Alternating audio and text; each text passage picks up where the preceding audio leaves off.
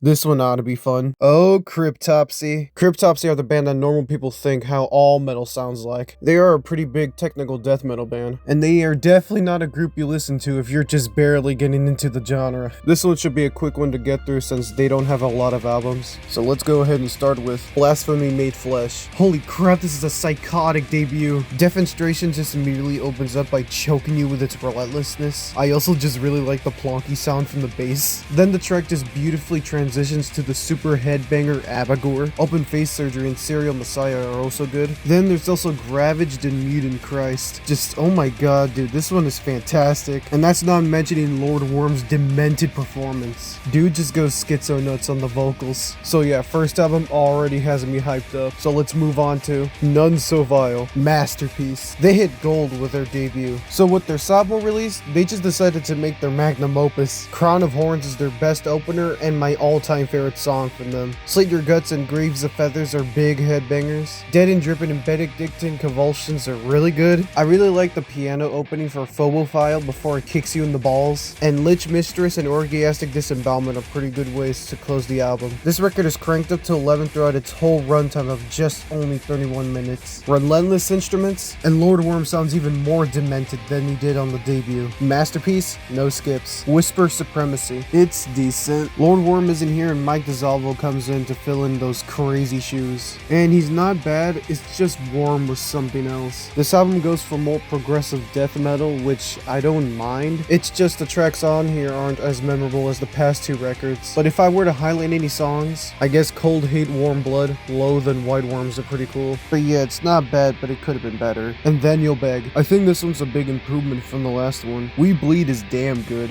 Voice of Unreason has some really funny guitar and bass parts. My Prodigal Son and Strata are also very good. It could just be me, but this record has a Cannibal Corpse-like feel to it, which is far from a complaint. There is one piece of criticism I could give to this though. The intro to Screams Go Unheard didn't need to be 3 freaking minutes long. That could have easily been trimmed down to 30 seconds. And one more thing, this would be the last album that would have Mike on vocals. Once was not. We got the return of Lord Worm for one more appearance. And what a damn shame, because man, this one was a letdown. This album feels confused and all over the place. It doesn't have the same oomph as Blasphemy Made Flesh and None So Vile. I liked a few songs on this, like In the Kingdom Where Everyone Dies and Carry On Shine. It's not the worst thing I've heard, but man, this sure was a disappointing one. Especially since this would be the last time we would have Lord Worm featured in the band's music before just disappearing from the face of the earth. The Unspoken King. So this is what we're doing now, huh? In comes in the newest and current vocalist, Matt McGachy. And for his first album, man, this one is just a stinker. Why are they going for deathcore? I don't hate that subgenre, but why would Cryptopsy go for that? It just doesn't suit them at all. I only really liked one song from this album, and that's The Plagued. And the rest of this just sounds like generic bare bones deathcore. And Cryptopsy is anything but generic. Cryptopsy. I did like this one, but I didn't really love it. It's way better than the past few records I've gone through, but it just didn't wow me. I like most of the tracks, except maybe for the opener. I didn't really care about that one. But yeah, I don't really have much to say on this one.